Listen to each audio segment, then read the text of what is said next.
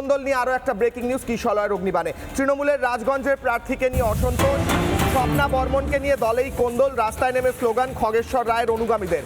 স্বপ্না বর্মনের বিরুদ্ধে slogan TMC কর্মীদের একাংশের। টিকিট না মেলায় ক্ষুব্ধ 4 বারের বিধায়ক খগেশ্বর। দলের চেয়ারম্যানের পদ থেকে পদত্যাগ খগেশ্বরের সঙ্গে পদত্যাগ একাধিক ব্লক সভাপতির। আমি আবার সুদীপ্ত বাবুর কাছে আসবো, একবার তার আগে আমি একবার শব্দগুলো শোনাবো। মিছিল চলছে, স্লোগান চলছে এবং রাস্তায় নেমে পড়েছেন খগেশ্বর। এই তো অবস্থা। আমি প্রত্যেকের কাছে আসবো, শুরু করবো সুদীপ্ত বাবুকে দিয়ে। সুদীপ্ত বাবু, সাম্প্রদায়িকতা কিনা পরের কথা, আপনার কোন্দলটা নিয়ে আগে কথা বলুন। এই দেখুন তৃণমূলের কোন্দল দেখাচ্ছি, কিশলয়ের অগ্নিবাণে লাইভ দেখুন স্যার, বলুন।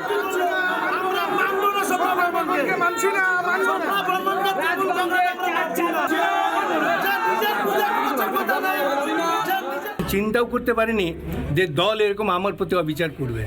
যেখানে সিপিএমের একটা বিরাট ঘাঁটি ছিল, আজকে আমি টাকার কাছে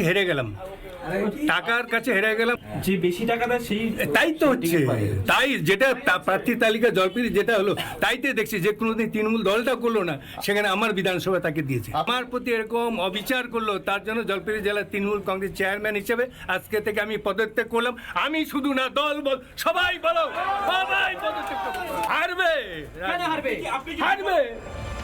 বেশ, আমি প্রত্যেকের কাছে আসি। খগেশ্বর হাত তুলে বলছেন আমি নয়, সবাই পদত্যাগ করলাম। সবাই তো পদত্যাগ করে দিলেন, কোথা থেকে ভোট লড়বেন? সুদীপ্ত বাবুকে দিয়ে শুরু করি, 30 সেকেন্ড। দেখুন, প্রথম কথা, এটা দলীয় ইন্টারনাল ব্যাপার, কিন্তু আমি বহু জায়গায়, শুধু তৃণমূল কংগ্রেস না, বহু জায়গায় দেখেছি যে দলের যখনই একটা সিটিং কেউ টিকিট পায় না, তখন একটা বিক্ষোভ হয়।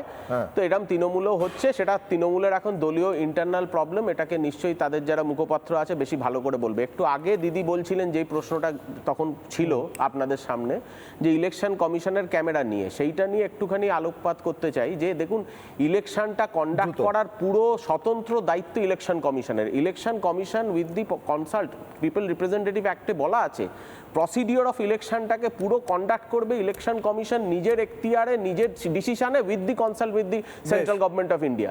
তো সেই জায়গায় ইলেকশন কমিশনকে ডিসিশন নিতে হবে, এবং এটা ইন্ডিপেন্ডেন্ট ইলেকশন কমিশনের অধিকারের মধ্যে। অঙ্কন 30 সেকেন্ডস কাউন্টার করুন। এই যে আপনি খগেশ্বর রায়কে কেন্দ্র করে যে ঝামেলাটা দেখছেন, এটা কোথাও অচেনা নয়।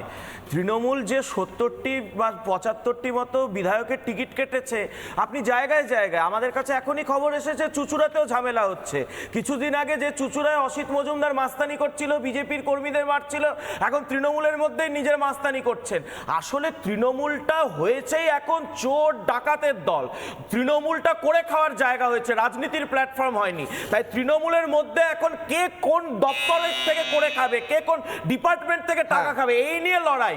খগেশ্বর বাবুর আজকে দুঃখ হয়েছে, কারণ এই 4 বার ধরে উনি করে খাচ্ছিলেন। খগেশ্বর বাবু নানা ধরনের কন্টেন্ট দেখার জন্য লাইক করুন, শেয়ার করুন আমাদের ফেসবুক পেজ, সাবস্ক্রাইব করুন আমাদের ইউটিউব চ্যানেল। পাশাপাশি অন্যান্য ব্রেকিং নিউজের জন্য অবশ্যই চোখ রাখুন রিপাবলিক বাংলায়।